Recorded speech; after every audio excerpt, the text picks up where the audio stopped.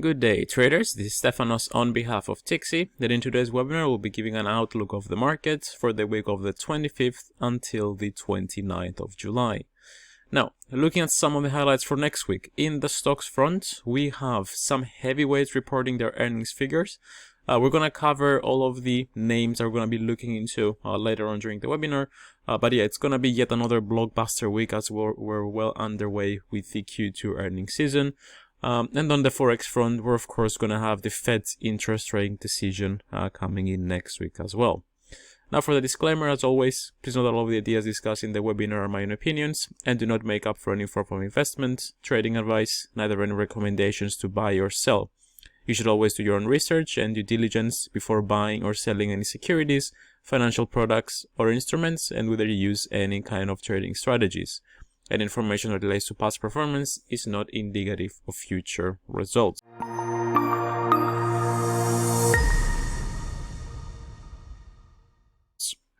So, as we mentioned during the intro, we're going to have quite a few stocks reporting their numbers next week.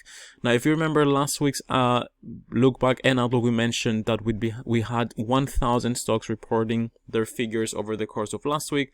Now, if you thought that was a pretty substantial number, wait for next week because we're actually going to be having more than 3,000 stocks reporting their earnings. You can also see it from the figure in the little box right here. Now, this is the earnings calendar from Market Insider.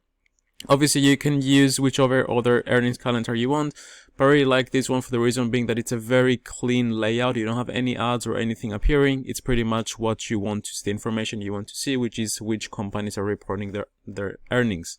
You can also use the filters at the very top of the page here to readjust the data according to your liking.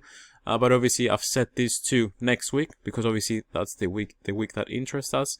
And also I've switched it to just large caps.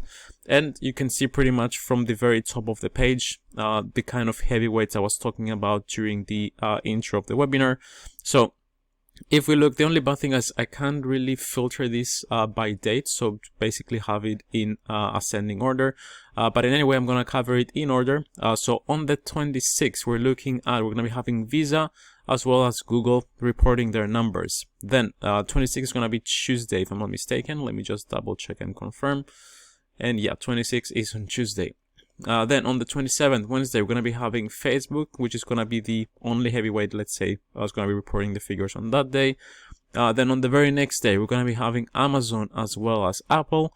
And then finishing things off, we'll be having ExxonMobil as well. Now, these are not going to be the only heavyweights. Obviously, if you scroll further down, you're going to see even more names. So like MasterCard being another one. Coca-Cola, another one, and so on and so forth. So I'm not gonna cover all of them, obviously, but these would be the ones that I'd be looking into. For example, I mean, there's probably a reason why that they're at the very top of the page as well. So yeah, you feel free to scroll through the page. You can obviously look at the ones that interest you more, if these are not the ones that you want to be looking at for next week. But also you can see which type of quarter they're reporting the earnings for. The majority of them is going to be, you're going to see, it's going to be for the Q2 earnings season, but some of them do separate it differently. So Microsoft, for example, is a Q4, Apple is Q3, and so on and so forth.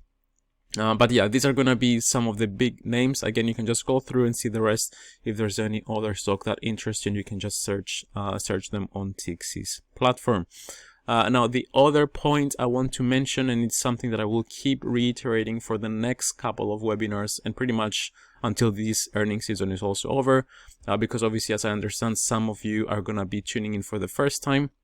So what you want to really pay attention to as well is what time each company is going to be releasing the figures. And when I say time, I don't really mean like the precise minute they're going to be releasing the figures. But what I mean is whether it's going to be in the pre-market hours or the after hours of a given day. Because if it's in the pre-market hours, then obviously you can expect the impact to be seen on the very same day with the open. But if it's going to be in the after hours, then obviously the impact will be seen on the very next day with the open. So you can see here, they're not pretty much outlining whether it's going to be in the pre-market or after hours.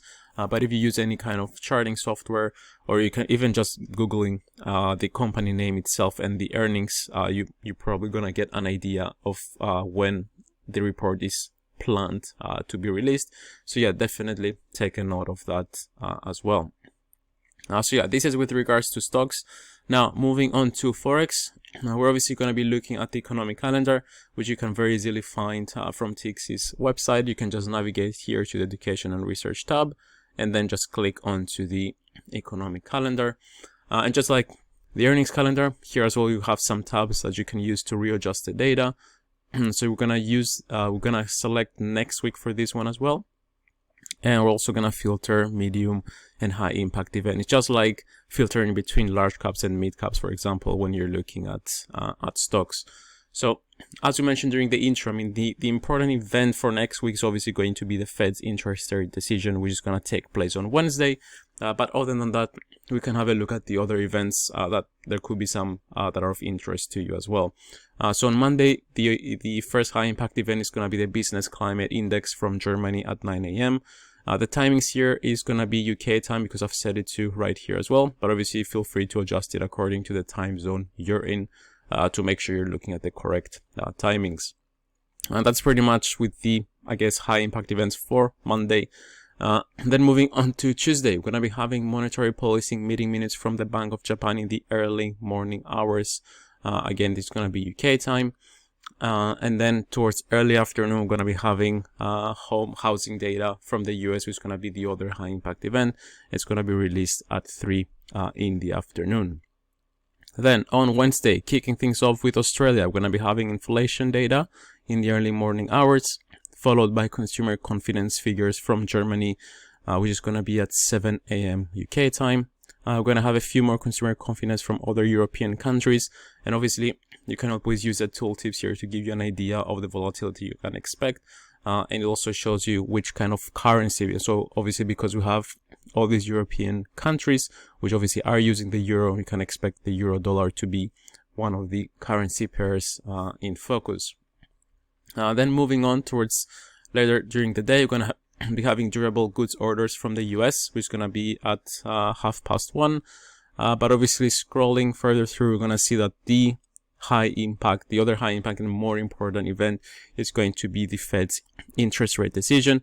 Why do I say more important? Well, you can pretty much just look at the volatility measured that is expected to follow suit after the release of the event. And we can see just for the interest rate decision, there's expected another 80 pips of volatility. And then with the press conference, we expect another 75 pips. So in total, you're pretty much looking at a 150 pip movement of expectation. Again, it doesn't mean that's what's going to happen to the team, but it just gives you a rough area to work off of when the events are going to be released. And if we compare it with the other events, so for example, the medium impact events from the Eurozone countries, we can see here that we just have 43 pips, 37, 36. And don't get me wrong, it's still a pretty decent range to work with.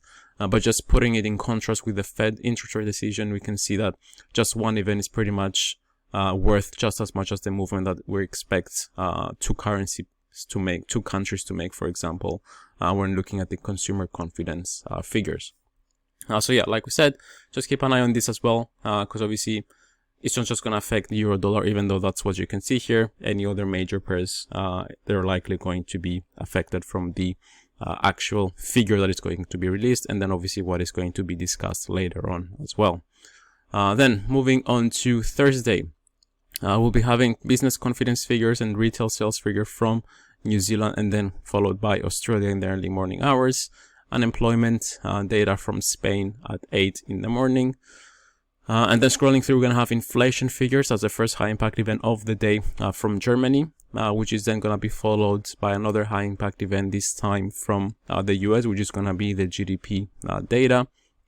And then lastly, moving on to Friday, we have unemployment data from Japan at 12:30, which is going to be midnight. And then if I scroll through, you're going to see we have quite a flurry of EU related events. So we're going to have a mixture of GDP as well as inflation data. As you can see here, we have from France, then it's going to be followed by Spain as well. Then we have Germany, Poland, Italy.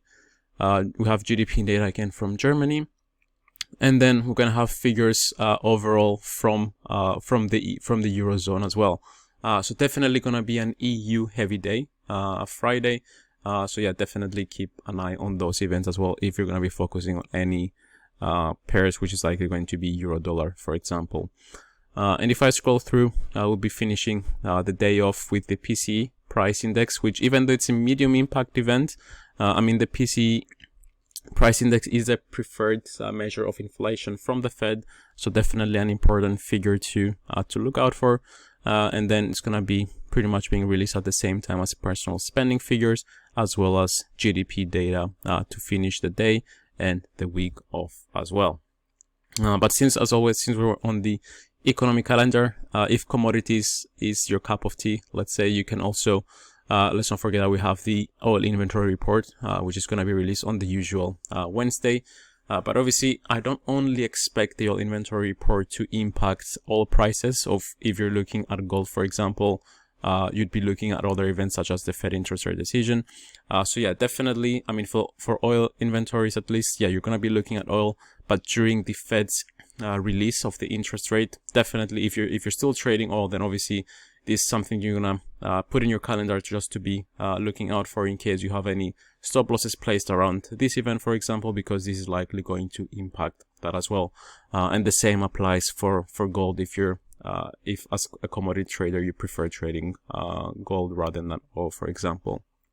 So yeah, you can pretty much see the magnitude of markets that the Fed's interest rate decision can impact. So we have the Forex markets, we have commodities, obviously you're going to be having stocks as well. So I'm pretty sure there's going to be a lot of eyes looking at this event at the time of the release. And then lastly, we're going to be moving on to cryptocurrencies and Bitcoin. Now, obviously this is the area we've marked off several weeks ago. We're planning to see some consolidation happening here, which is still taking place.